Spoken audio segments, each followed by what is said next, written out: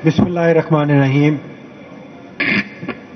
Sir, मेरे एक treasury bench के दोस्त ने, इससे पहले कि मैं बजट पे बात करूं, उन्होंने कहा कि करप्ट पुलिस हमारे माथे का झूमर है। बड़े अफसोस की बात।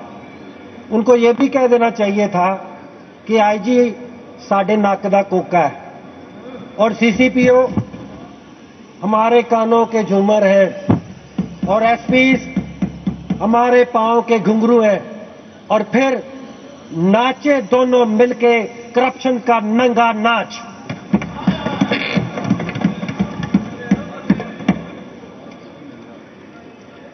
सर, अभी तो इनकी शुरू हुई है, अभी आप देखें। Order in the house please, order in the house.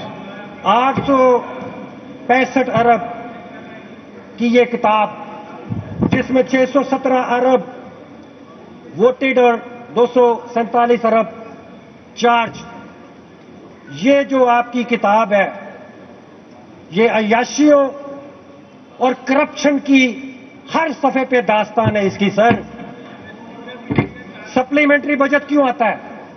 Supplementary budget इसलिए आता है कि इसको जो ओरिजिनल बजट बनाने वाले होते हैं वो नालायक होते हैं। इसलिए आता है क्योंकि वो अपनी एस्टिमेशन सही नहीं लगा सकते। 110 अरब रुपए कम्युनिकेशन के लिए, 10 अरब रोड और ब्रिजेस के लिए, 101 अरब। निगरान हुकूमत, ये वही निगरान हुकूमत है जो आके कहती थी हमारे पास इलेक्शन के लिए 50 अरब रुपए नहीं है, जो अपना एफिडेविट जमा कराती थी जाके सुप्रीम कोर्ट, हाई कोर्टों में कि हमारे पास इलेक्शन के लिए पैसे नहीं है।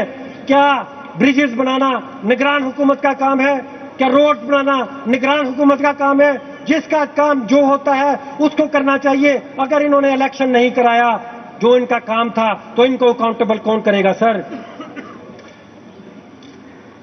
हर सफे पे लिखा है एम्प्लॉइज की तनख्वाह हर एक को पता होती है, उसकी एस्टिमेशन में कोई गलती नहीं होनी चाहिए, लेकिन हर सफे पे लिखा है loans and grants, employees related expenses, employees related expenses.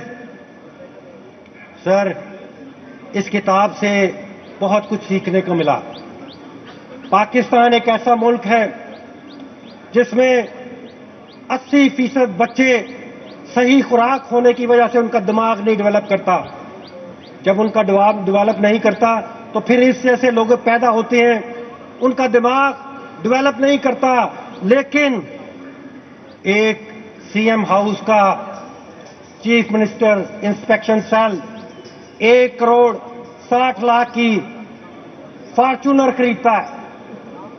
ऐसा मुल्क जिसमें लाइनों में लग के खवातीन अपनी जानें देती हैं एक आटे के थैले के लिए, वहां पे गवर्नर 5 करोड़ की गाड़ी खरीदता है।